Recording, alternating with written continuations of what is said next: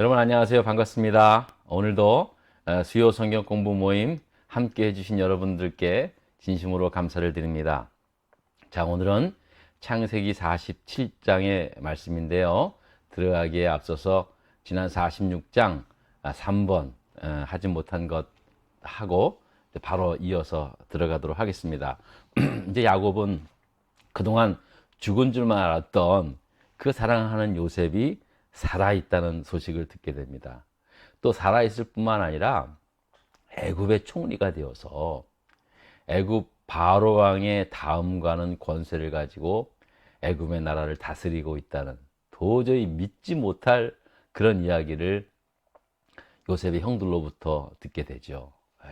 정말 깜짝 놀라기도 했지만 그 마음보다는 더 빨리 애굽 요셉이 살아있다는 그 소식 하나만 가지고도 야곱은 모든 것을 다 버려두고 당장이라도 요셉을 만나기 위해서 제 애굽으로 내려갈 판입니다.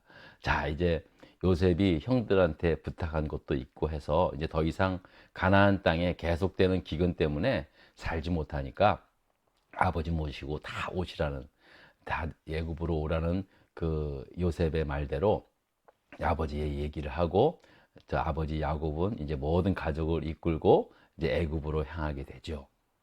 내려오는 길에 그 맹세의 우물이라고 하는 그 부엘세바라는 곳에 들려가지고 그곳에서 할아버지 아브라함이 그 드렸던 그 제사, 그리고 아버지 이삭이 하나님께 드렸던 그 제사를 기억하면서, 또 본인도 부엘세바는 아주 또 잊지 못할 곳 아닙니까?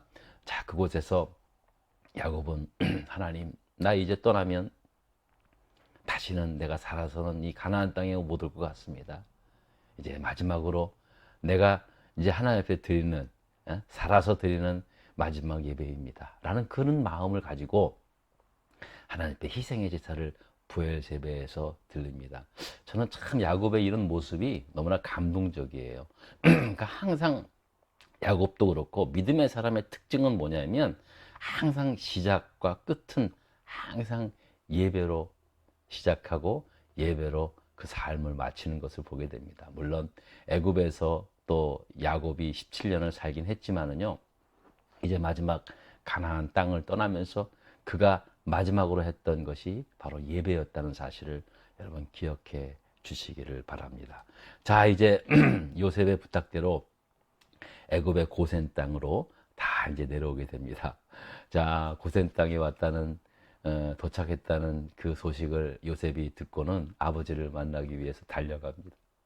아버지를 보는 순간 성경은 어떻게 기록하고 있냐면요, 서로 목을 이렇게 이렇게 서로 이렇게 마주 붙대고, 그러니까 꽉 안았다는 거예요. 볼을 서로 막 부비면서 한참 동안 울었다고 합니다. 얼마나 울었겠어요. 얼마나 반가웠겠습니까? 또 얼마나 죄송스러웠겠습니까? 아무튼 이제 둘의 그 상봉이 끝난 다음에 이제 요셉은 이제 이 아버지와 그의 형제들을 고센 땅에 살게 하기 위해서 이제 계획을 세우게 됩니다.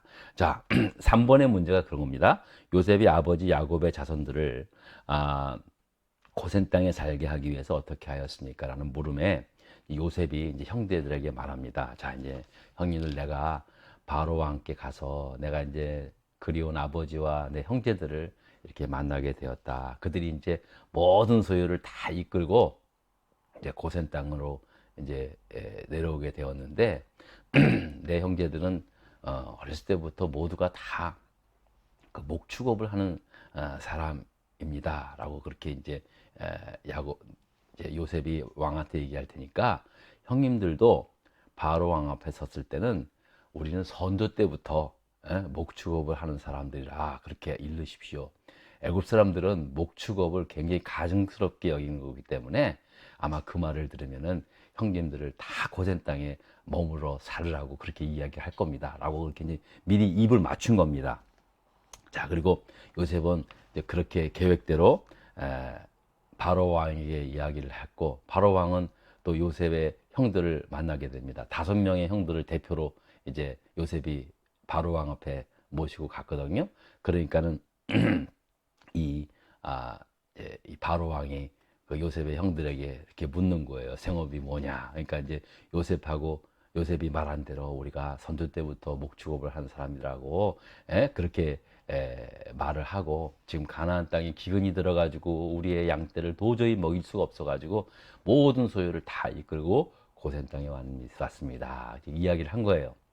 그러니까 이제 이 바로 왕이 요셉에게 명령을 하는 겁니다. 자, 이제 아무리 요셉이 총리라 그래도 자기가 아버지하고 형제들을 고센 땅에 오게 했고 고센 땅에 살게 하려 했더라도 바로 왕이 명령을 해야 사는 거예요. 예? 그리고 만약에 또 그것이 바로 왕의 명령이 없이 살게 되었다라도 그 바로 왕이 죽으면 어떡할 겁니까? 그 다음에 그 근거가 없잖아요. 그렇기 때문에 왕의 명령으로 이 애굽의 형제들이 고센 땅에 살게 되었다라고 하는 분명한 근거를 마련하기 위해서 요셉이 그런 거예요. 그러니까 요셉의 이 엄청난 이 계획에 참복할 수밖에 없는 거예요. 예? 자, 그래서 이제 47장 4번의 질문인데요. 애굽의 바로 왕이 요셉의 형들을 만나서 딱 얘기를 들어본 후에 요셉에게 이런 명령을 합니다. 자, 이제 너희 아버지와 너희 형제들이 애굽에 내려왔으니 그들이 이제 목축업을 한다니까 그들에게 고센 땅에 살도록 그렇게 하도록 하라. 그리고 너희 형제들 가운데 능력 있는 자들을 좀 택해서 나의 모든 가축들까지 다 돌보게 해라. 라는 그런 왕의 명령을 이제 하달하게 된 겁니다. 여러분, 정말 그 요셉은요, 매사에 그냥 요셉이 꿈만 잘 꿔서, 소위 말해서 한마디로 재수 좋아서 그게 그렇게 된 게 아니에요. 요셉은 참 그야말로 매사에 신중하면서 그 다음 스텝까지도 항상 세밀하게 계획하고 준비했던 그런 요셉의 통찰력들을 보게 됩니다. 이게 어디서 나온 건지 아십니까? 요셉이 원래부터 그랬던 사람이 아니라는 거예요. 요셉이 그런 꿈을 물론 가졌지만 믿음으로써 그의 진짜 파란만장한 삶 속에서 그를 이겨낼 수 있었던 것은 하나님을 향한 믿음이었고, 또 어느 순간 속에서 항상 하나님 앞에 그렇게 지혜를 구하고 간구했던 요셉의 그 삶의 모습을 엿볼 수 있다는 겁니다. 요셉이 사실은 하나님께 기도했다 문자적으로 그렇게 그 성경에 나와 있지는 않지만요, 요셉의 그 생애를 가만히 보면 요셉이야말로 진짜 믿음의 사람이었고 그 지혜로운 사람이었는데, 그런 모든 믿음과 지혜를 어디서?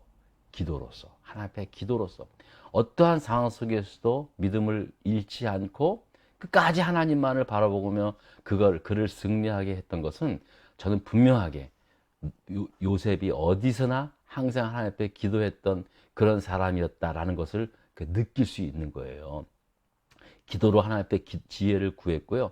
항상 어떤 상황 속에서 요셉이 판단하고, 또 요셉이 이런 다음 스텝, 넥스트 스텝을 이렇게 계획을 하고, 그런 모든 것들은요, 항상 그의 삶 속에 언제나 무슨 일을 만나도 하나님 앞에 지혜를 간구했고 하나님의 뜻을 물었던 요셉의 그런 영적인 삶에 있었음을 분명히 저는 확신할 수 있었다는 사실입니다.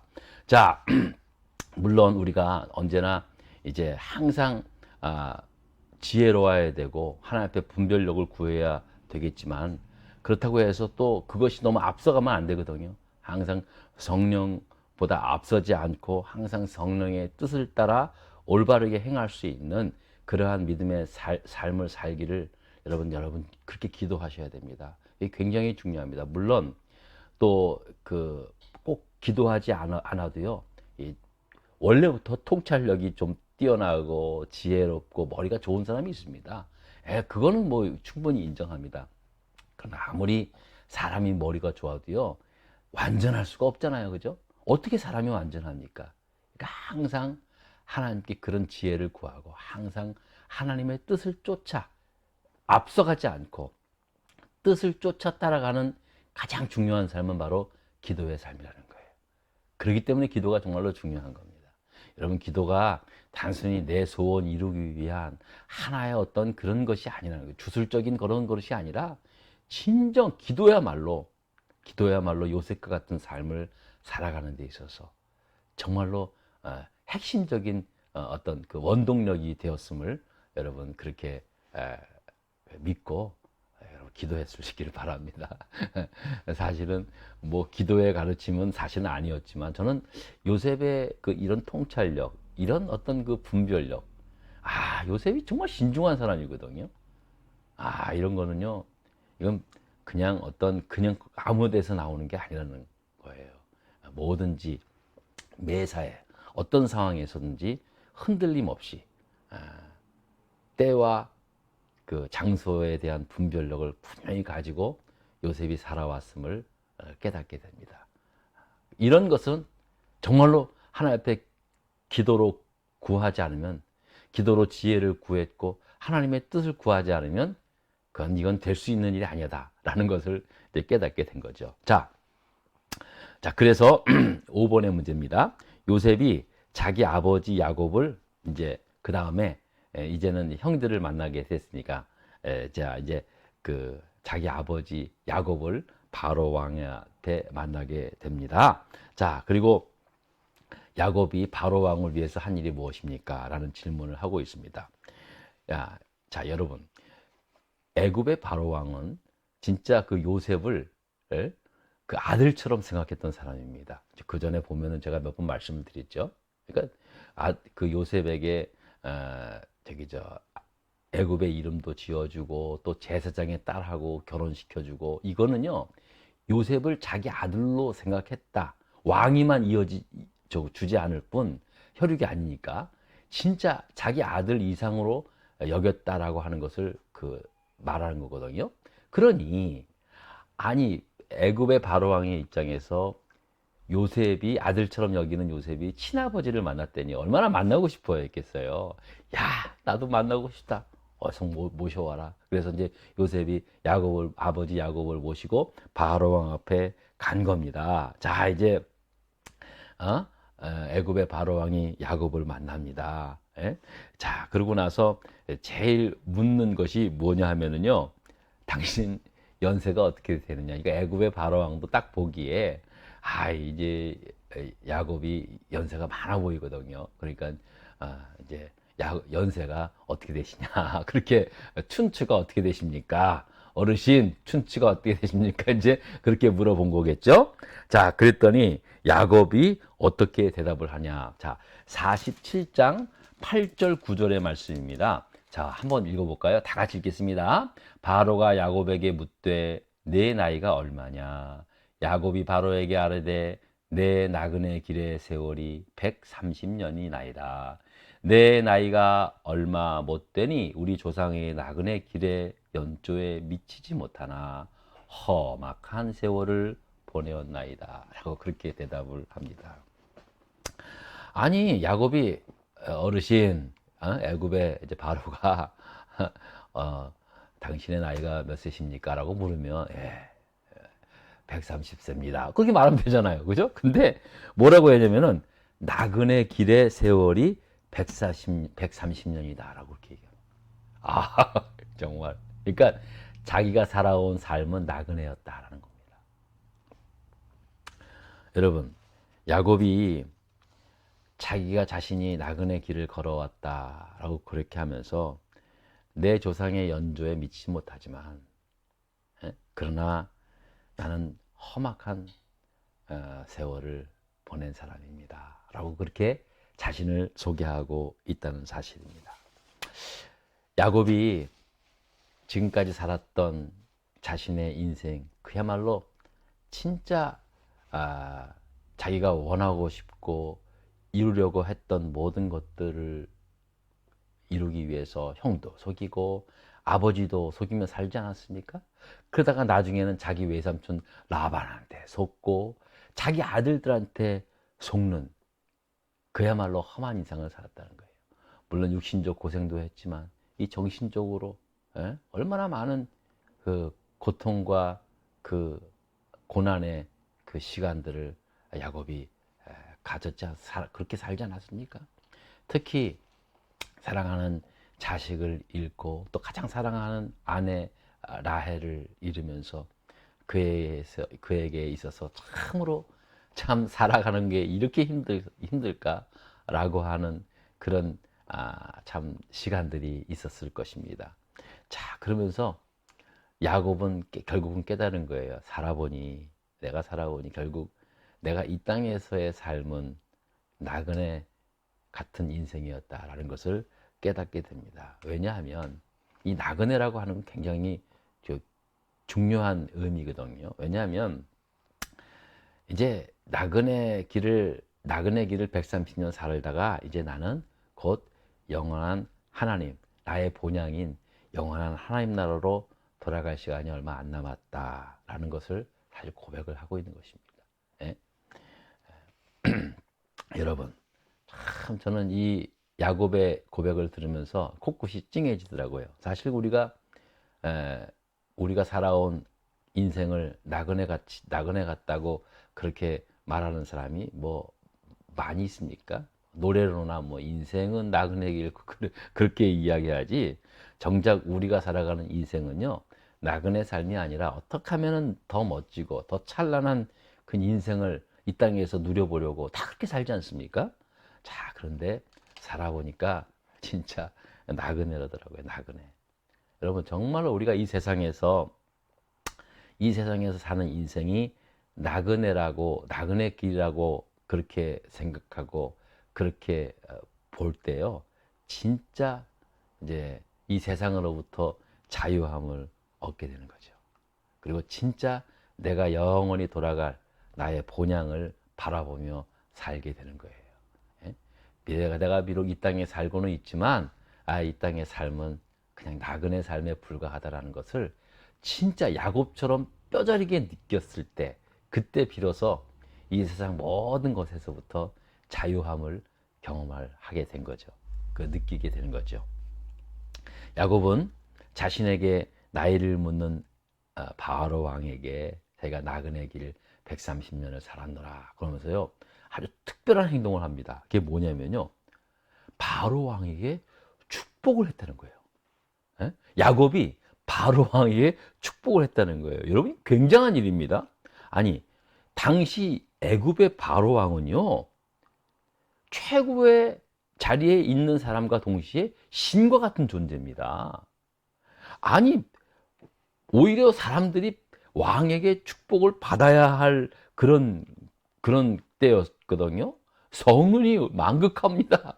그렇게 해야 하는데, 야곱이 사실은 어디 무슨 바로 왕을 축복합니까? 오히려 자기가 아이고 왕이시여, 우리 아들 요셉을 이렇게 총리로 만들어 주시고 우리를 이렇게 고센 땅에 살게 하시니 성이 만극합니다. 그렇게 해도 모자랄 판인데 야곱이 바로 왕을 축복했다는 말이에요. 이거 엄청난 말입니다, 여러분.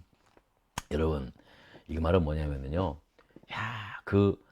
바로 왕의 만남의 자리에서 하나님께서 야곱에게 영적인 권위를 부어주었다는 것을 의미할 수 있다는 사실입니다. 여러분 한번 상식적으로 생각해 보십시오. 어떻게 야곱이 그냥 바로 왕을 축복합니까? 아무리 자기가 영적인 권위가 있다 그래도, 자, 왕이시여, 내가 지금 하나님한테 큰 감동을 받으니까 내가 당신을 축복하겠습니다. 이건 큰일 날입니다. 주변에 경호원들, 사신들이 깜짝 이 어디 감히 무엄한 행동이고 큰일 날 행동이죠. 자기가 아무리 은혜 받았다고 해서 바로 왕을 자기 마음대로 축복합니까? 아니에요. 절대 그럴 수 없는 거예요. 예? 이 말은 무슨 말이냐? 결국은 애굽이 바로 왕을 축복했다는 건요, 이 말은 애굽의 바로 왕이 야곱을 보고 감동이 돼서 어르신 나에게 축복해달라고 바로 왕이 부탁을 했기 때문에 야곱이 축복을 했다, 그 말씀이에요. 할렐루야. 그 말씀이란 말이에요. 에?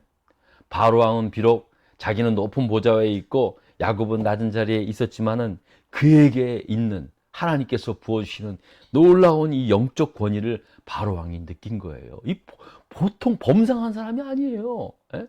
자기의 인생길을 나그네 길이라고 이야기를 하면서 그 한마디 한마디 야곱에게 나오는 그 말들이 바로 왕의 마음을 막 감동을 시키는 거예요. 성령께서. 그래서 어르신, 나를 위하여 축복해 주십시오 라고 바로 왕이 부탁을 하고 허락을 했기 때문에 야곱이 그를 축복할 수 있었던 거예요. 할렐루야. 이건 분명합니다. 자, 여러분, 마지막 정리하겠습니다. 여러분, 나이가 들면 추해진다고요? 천만에. 저는 야곱을 보면서 또 한 번 저의 남은 인생을, 비록 얼마 살지는 모르지만은, 뭐 연세 드신 분들한테 죄송한 얘기지만은요, 저의 남은 생애를 하나님, 내가 비록 세상적으로는 많은 일을 못하더라도 야곱과 같은 그러한 그 영적인 그 권위와 또 그런 능력을 허락해 주십시오. 그래서 다른 것 못해도 그 어떤 사람이라도 내가 그를 위하여 축복할 수 있는 그런 영적인 사람이 될 수 있도록, 그런 기도의 사람이 될 수 있도록 하나님 은혜 베풀어 주십시오. 그런 기도가 나오더라고요. 여러분 어떻습니까? 여러분 연세가 되신 분, 우리 교우분들 계십니까? 여러분 나이 들면 들수록 여러분 자꾸만 퍼지지 마세요. 자꾸만 이제 나이 들었으니까 여러분 그러지 마세요. 정말 그러지 마세요. 여러분 야곱을 보세요.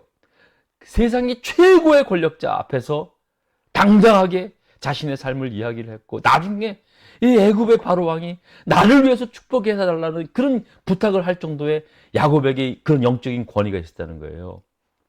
다른 건 다 잊어도, 여러분 당연히 나이가 들면은 체력도 떨어지고 다 떨어집니다. 그러나 하나님께서 그에게 그 허락하시는 영적인 권위를, 여러분 이거 놓치시면 안 돼요. 예? 여러분 뭐 나이 든다 그래서 다 뭐 늙고 다 힘이 없어지고 다 없어지는 거 아닙니다. 여러분 육체적인 것 다 없어지고 또 할 수 있는 능력도 다 쇠잔해 가지만, 그러나 하나님의 영적인 권위, 영적인 능력은요 여러분 없어지는 게 아닙니다. 오히려 그것이 더 돋보일 수도 있는 거예요. 그 어떤 사람일지라 할지라도 그를 위하여 축복할 수 있는. 여러분 저는 그래서 연세가 들수록요, 다른 건 못하죠. 이제 연세가 들면 다 못할, 우리가 이제 하고 싶어도 못할 때가 많이 있지 않습니까? 그러나 자녀를 위해서 축복하고, 목회자를 위해서도 축복하고, 뭐 꼭 손을 언제 합니까? 교회를 위하여 축복하고, 교인들을 위하여 축복하고, 하나님 앞에 가는 그날까지 야구가 같은 그런 인생을 살아가는 저와 여러분 될 수 있기를 주의 이름으로 축원합니다. 할렐루야. 예, 오늘 좀 길었습니다만 너무나 은혜가 돼서 말씀을 좀 전했습니다. 예, 고맙습니다, 여러분. 이제 얼마 안 남았는데 예, 여러분 끝까지 함께 해주시고, 그냥 이어서 출애굽기까지 그냥 넘어가겠습니다. 여러분 그런 줄 아시고 다음 주에 또 뵙겠습니다. 감사합니다.